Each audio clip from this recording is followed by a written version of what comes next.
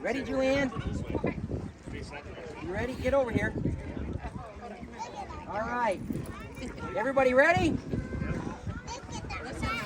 All right. Well, thanks for coming to the 40% Farm and Ranch. I'm Ben Adams. I'm the rancher here. This is Julianne, my wife.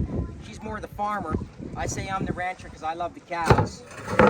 Not to say she doesn't help with the cows, but when they're a pain in the ass, suddenly they're your cows, right? She's English, so anyways, we are new farmers. We've only been farming here for about the last 2 years. A year ago, everything you see here was impenetrable wilderness.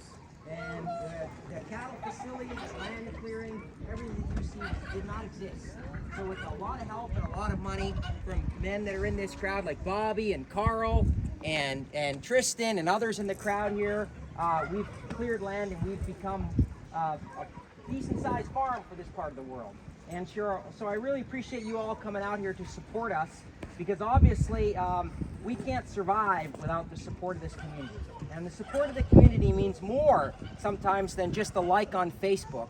It means showing up and saying, I need 5 pounds of tomatoes, or I need a side of beef, or I need a pork, or I need some eggs, or I need something. And it's really important that you do that if you don't want to have only the choices stuffed into your face that are available at the supermarket.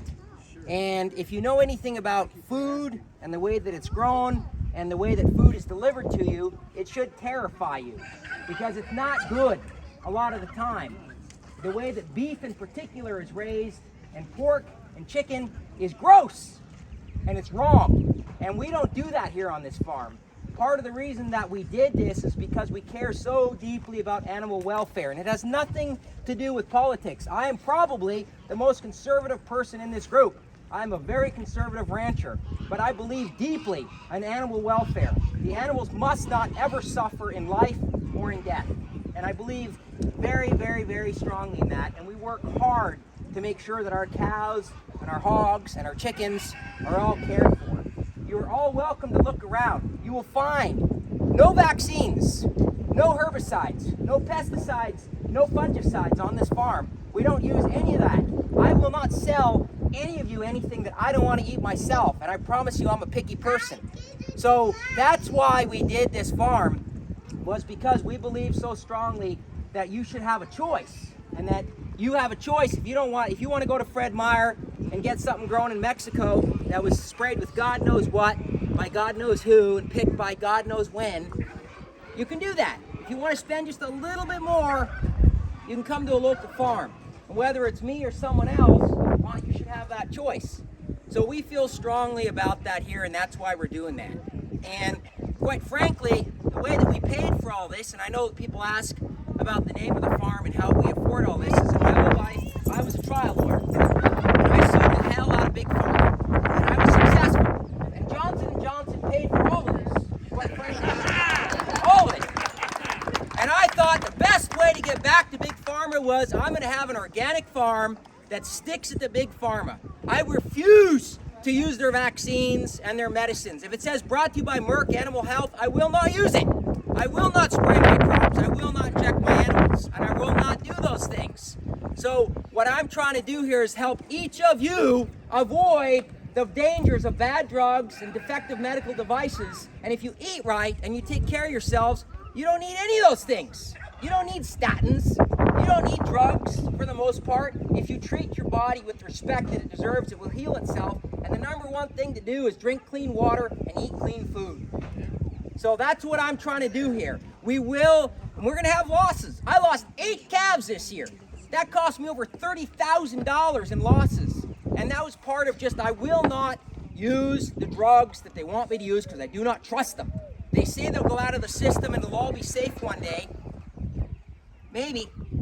But I'm not going to do it. I don't want to see my animals die and suffer. I do not want that. I will weep for these animals like you people cannot even imagine when an animal dies. I will weep for them, but I will not fill them with poison so that people have something that is not safe, in my opinion, to eat. So that is our mission here. I'm very passionate about local farming, and we have done this without any help at all from the government. And I don't mean their money. I don't want their money. The government in the state of Alaska is absolutely opposed to local farming. I believe that. through their regulations and their taxation, they make this almost impossible. And everything we do here is through sheer will and through energy and through the support of people like you. It's not with their help. They don't care what you eat. In fact, the government has you believing that Mountain Dew and Doritos are safe, but my beef and my tomatoes grown in composted cow turds are somehow going to kill you. Does that make any sense to anybody here? It's ridiculous. So you folks, to the extent that you can, please support local farmers. Whether it's me or someone else, buy local. It might cost you $1 more, but you know what you're getting. I will answer any questions that you have, and I will guarantee you that there's nothing on this farm that in the terms of chemicals or pesticides or anything that's going to hurt you in any way that I know of. Because if I wouldn't eat it, I won't sell it to you. And if you have an opportunity, you should go down to the goods, because Willow King is here. That's a local store. If you don't know about it, for God's sake, support her in that store, because it gives you an option of stuff. I believe the goods has 20 farms supporting them. If you people just spent $20 or $50 a week or a month down at Willow's store, and make a big difference to her ability to keep local farms going, because ultimately what this boils down to is choice and your freedom. You should all have the choice how you nourish your body. Listen, if you want to eat Doritos and Mountain Dew and McDonald's, go for it. But if you want to eat farm fresh goods that aren't sprayed in crap, and you want to maybe live to be 80 or 90 and have a good life, then give your body what it needs. The goods is one option. My farm's another option. So if you can tell that I'm worked up, I am, because I'm passionate about this. You people obviously probably do too, or you wouldn't be here. And I'm so thankful for you even just coming out, because I treat you all like ambassadors. You're all going to see my place and hopefully realize you have an option. And this place is a work in progress. Those of you that were here at our winter tour have seen big changes. If you come back for our fall tour, I promise you this farm will be completely different. We're building a 9,000 square foot calving barn up top, a grain thong station. Carl here has a brand new Stihl chainsaw. He's gonna take every tree out of here that doesn't need to be here. We're gonna do 100 apples in an orchard. This place is gonna be a food super center, high tunnels. This place is gonna hum out natural, organic food that'll give you all an option. And if you can afford to spend even a little bit here, just a little bit, come buy some onions, come buy half a beef, come buy 10 pounds of hamburger. And if you can't, tell somebody that may be interested to come do it. For the love of God, support me. Because if you don't, then I'm just not, me and other farmers, we're not going to exist. And it's already so hard in Alaska. We have the weather fighting us, and we have the politicians fighting us. They sit in Juneau, and they make ridiculous rules. And I've never once seen them at 25 below bedding cattle beside me and my wife and my children. Never once. But they dare to make rules that make my life almost impossible as a rancher here. So we have to do this despite them. Our community has to come together and say, we're going to eat what we want to eat, and to nourish our own bodies and push our own lives forward. So I'm so thankful you're all here. I'm assuming most of you are here, probably here for the baby cows. So we're going to get to that. The only thing that makes our life a little bit more difficult is we had a broken water line. You can see the mini excavator up on blocks. We got some parts for it that turned out to be wrong, so we couldn't finish the project. So we got a little bit less space to show you the cows, but we're going to make that work. But I want you all to feel free to look at the vegetable garden, which is yet to be planted, the greenhouses, and I'm going to show you all the cows as much as possible. In terms of safety, nobody today goes to the morgue, nobody goes to the ER, which means don't go in with the bulls. They're really pissy because they're locked away from the cows. If you see a gate closed, close it behind you, and don't try to get in with the cows. They're all pretty safe, but they do have calves, most of them, and trust me, you don't want to be messing with a 1,500-pound angry mama, okay? So just be safe, be smart. Don't do stupid stuff. This is a working farm. There's a million ways to die here. Please don't. I got good insurance, but I'd rather not have it. Okay, have to use it. So if you have any questions, ask me. Russ is here somewhere. Hey. Russ, he's the manager of Everything Green and Growing. If you have any questions about what we're doing, we're experimenting with a lot of different things. We may not work, some of it. You know, for example, we've been battling with aphids really badly. But rather than spray it with poison, we've been trying ladybugs, and we've been trying Dawn soap, we've been trying different things.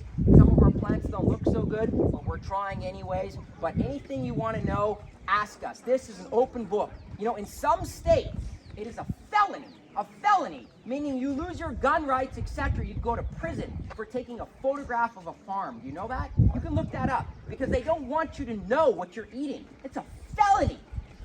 Here, I want you people to wander around, explore, see everything you see, because I'm proud of what we're doing here, and I'm super stoked about what we're gonna do here. In 6 months, this place will be different, and in a year or two, this place is gonna be a green oasis of flowers and grass and trees and happy cattle and happy animals. And that's what we're trying to do here. We're so proud to have this farm, and we're so thankful to have you here. Any questions? Let us know. What we'll do is we'll go and we'll see the cows. I'm sure the kids are going to love that.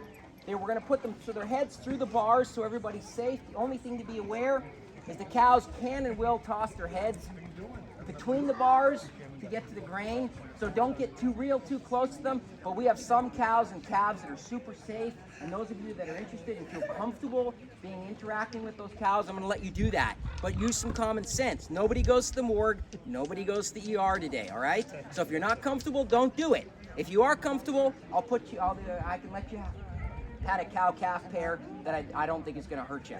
Does anybody have any thoughts or questions at this point? Awesome. All right. People want to go see the cows, or what do you want to do? Cows. Let's go see the cows. Woo!